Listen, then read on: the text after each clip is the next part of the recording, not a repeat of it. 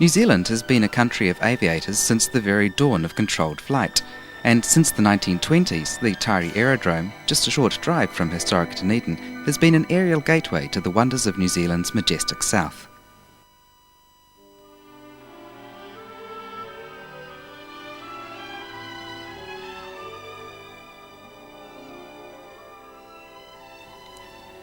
In those early years, adventurous men and women flew from Dunedin to view the spectacular Southern Alps.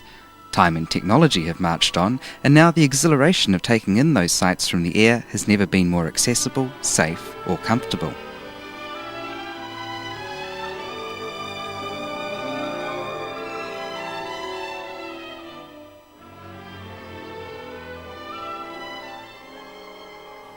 Air Charter Otago's modern fleet is still based at the historic Otago Aerodrome, and you have an opportunity to enjoy this unique experience right on your doorstep.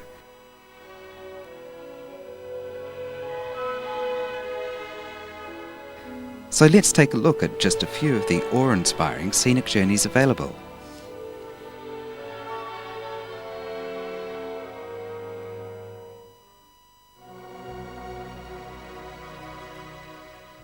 Heading towards the Mount Cook National Park, we fly along the edge of Lake Benmore, site of the impressive Benmore hydroelectric scheme. This man-made marvel pales in significance as, beyond the edge of Lake Pukaki, the natural marvels of the Southern Alps draw ever nearer.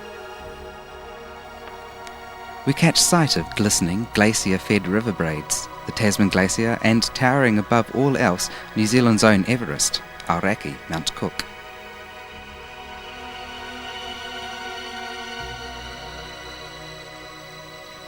Mountaineers and adventurers have risked and sometimes lost life and limb braving these peaks, yet even they cannot truly appreciate the perspective which is only available to those viewing these mountains from the air.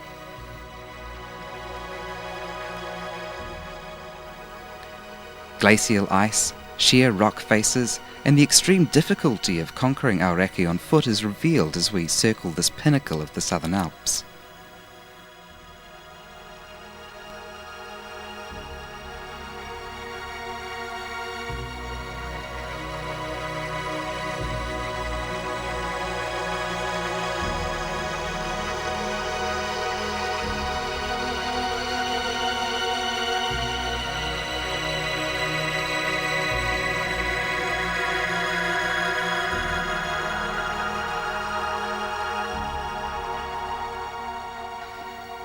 It is not hard to see why so many mountain locations in Peter Jackson's Lord of the Rings trilogy were filmed right here.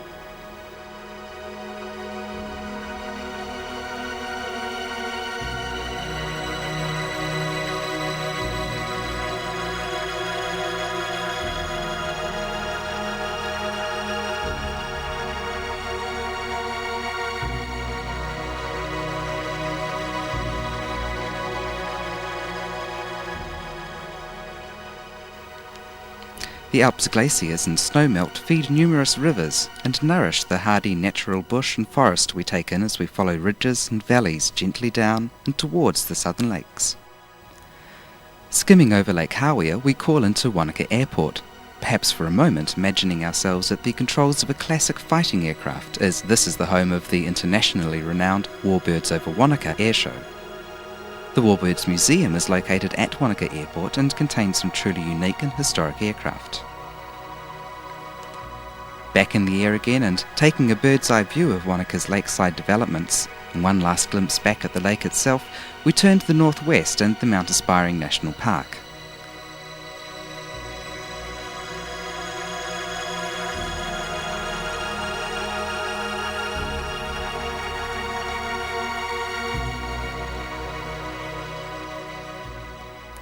A gentle circuit around Aspiring shows off its truly spectacular location, nestled between the tail of the west coast and the secluded splendour of Fiordland.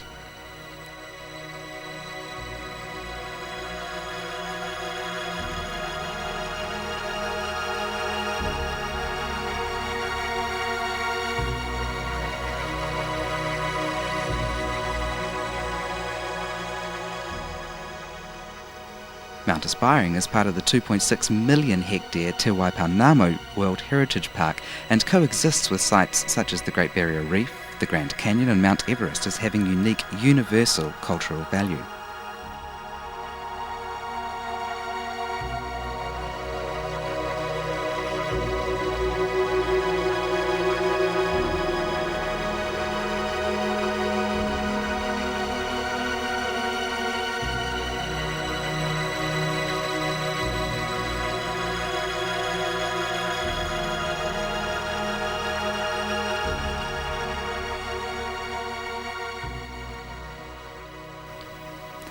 Bidding farewell to Aspiring, we turn to the headwaters of the Shotover River, the highest gold-producing river in the world at the height of the gold rush, and the next great southern lake, New Zealand's longest, Wakatipu. Queenstown is New Zealand's home of all-season adrenaline and adventure, but perhaps its greatest asset is best seen from the air, a magnificent setting nestled on the edge of Lake Wakatipu and surrounded by the remarkable peaks of this region.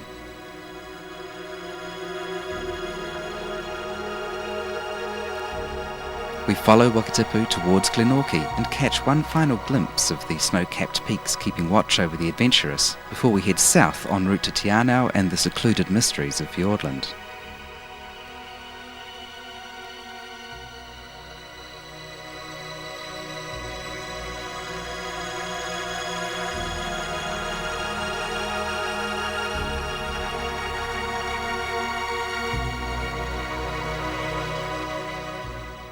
Cutting through a broad valley and passing hidden bush and lakes, we soon arrive at the lush edge of the Fiordland National Park and Te Anau, gateway to the mysteries of this huge, secluded region.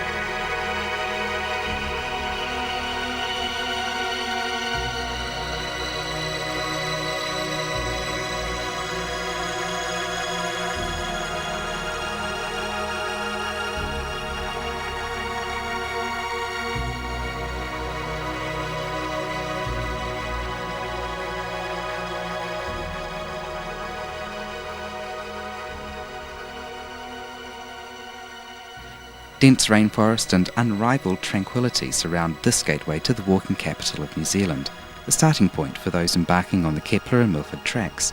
The sounds, which are really fjords, were created by ancient glaciers.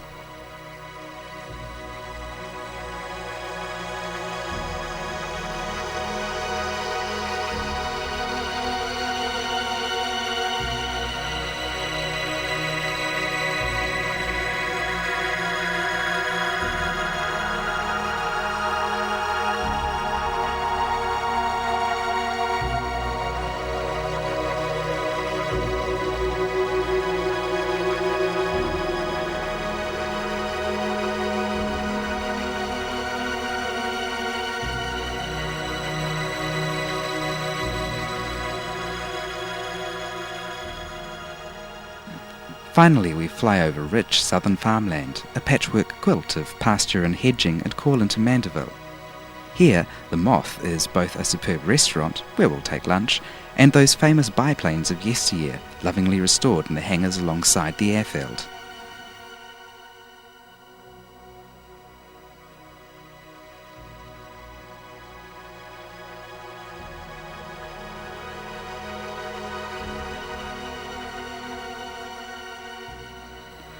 Mandeville offers a civilised location for us to reflect on a day's scenic flying, which has taken in everything from coast to mountain, fjord to rich pasture, nature's awesome beauty and man's ingenuity in harnessing this mighty southern land.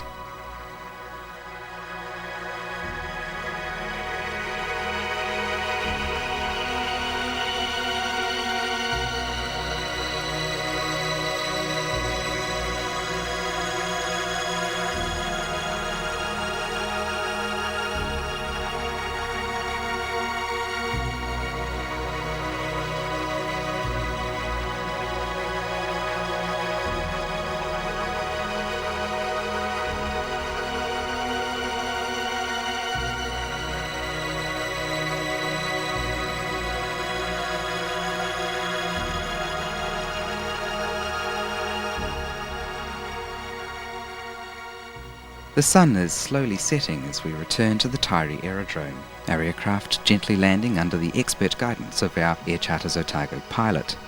There is no better way to appreciate the majesty of the South Island than the perspective offered from the air. We hope you'll join us soon.